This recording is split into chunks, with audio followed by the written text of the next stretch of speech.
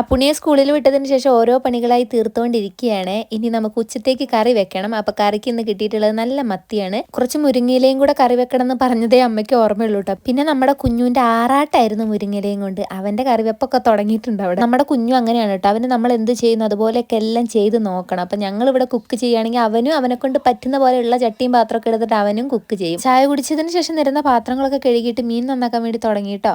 അങ്ങനെ പെട്ടെന്ന് തന്നെ മീനെല്ലാം നന്നാക്കി എടുത്തു. ഇവിടെ കറിയിലിട്ട മീനിനേക്കാൾ എല്ലാവർക്കും കൂടുതൽ ഇഷ്ടം വറുത്ത മീനാണ്. അങ്ങനെ ദേ കുറച്ച് മീൻ വറുത്തിട്ടുണ്ട്, കുറച്ച് മീനെടുത്ത് കറിയും വെച്ചിട്ടുണ്ട് കേട്ടോ. നമ്മൾ മത്തീന്റെ തലേനെ പോലും വെറുതെ വിട്ടിട്ടില്ല, ഇന്ന് തലയും കൂടെ ഇട്ടിട്ടാണ് കറി ഉണ്ടാക്കിയിട്ടുള്ളത്. മുരിങ്ങയിലും പേരിന് കുറച്ച് ചക്കക്കുരും കൂടെ ഇട്ടിട്ട് അമ്മ ദേ ഒരു കറി സെറ്റാക്കി എടുത്തിട്ടുണ്ട് കേട്ടോ. അപ്പോൾ നമുക്ക് ഇന്ന് ഉച്ചയൂണിന് മീൻ വറുത്തതും പപ്പടും അതുപോലെ തന്നെ മുരിങ്ങയിലെ കറിയും നല്ല മത്തിക്കറിയും ഒക്കെ ഉണ്ടായിരുന്നു കേട്ടോ.